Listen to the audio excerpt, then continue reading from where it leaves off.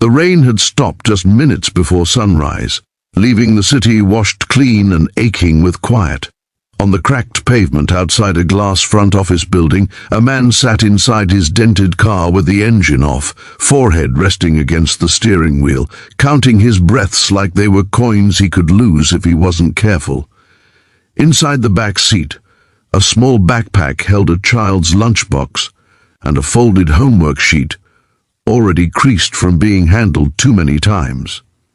This was not where he planned to be at this hour, and yet this was where life had carried him, exhausted but still standing.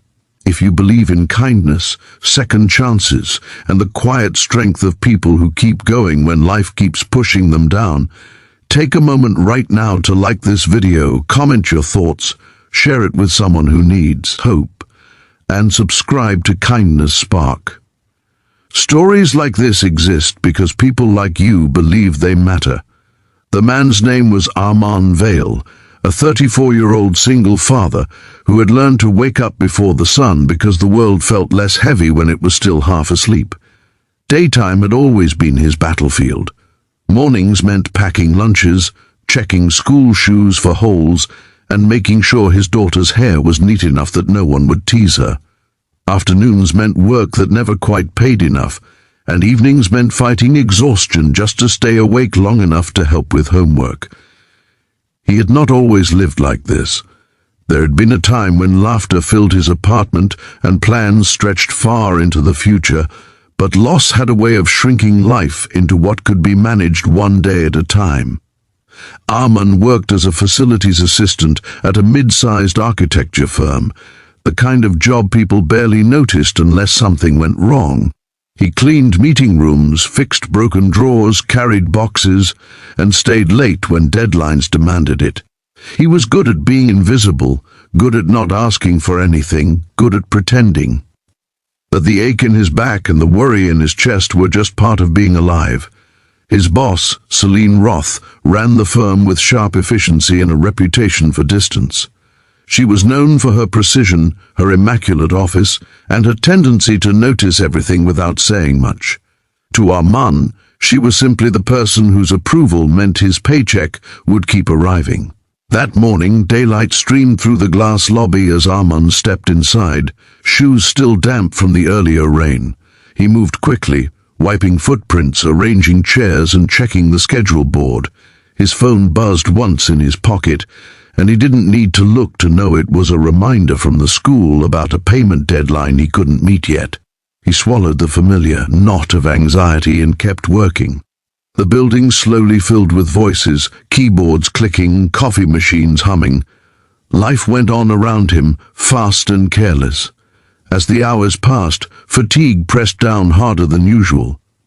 Arman hadn't slept more than a few broken hours the night before, after spending it calculating bills and worrying about the rent notice taped crookedly to his apartment door. When Celine passed by mid-morning, her heels clicking softly on the floor, she paused just long enough to look at him. There was something in her expression that made his chest tighten, not anger, but concern sharpened by curiosity. She noticed the dark circles under his eyes, the stiffness in his movements, the way he winced when he bent down.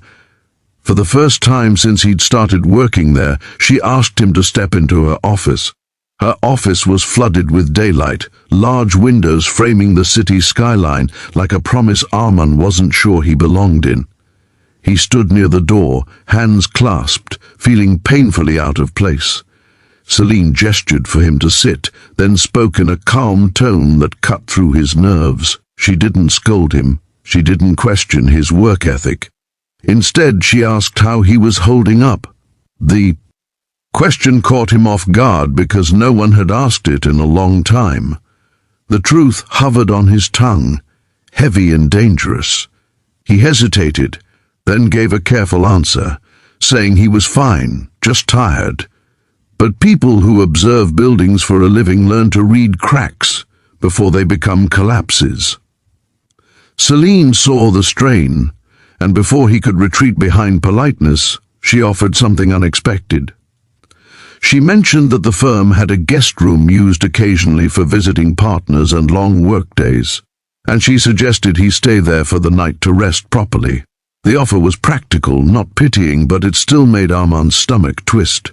Pride surged up, sharp and defensive. He had slept in cars before. He had made do with worse.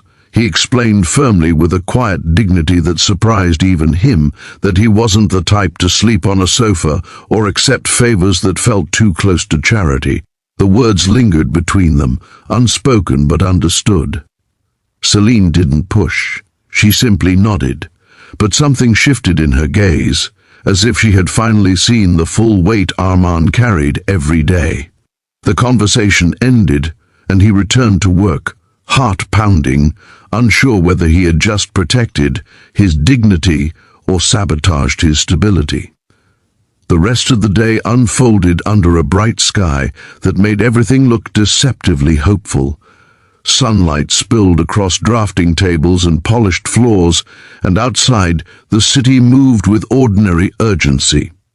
Armand worked through lunch, hands steady despite the tremor inside him.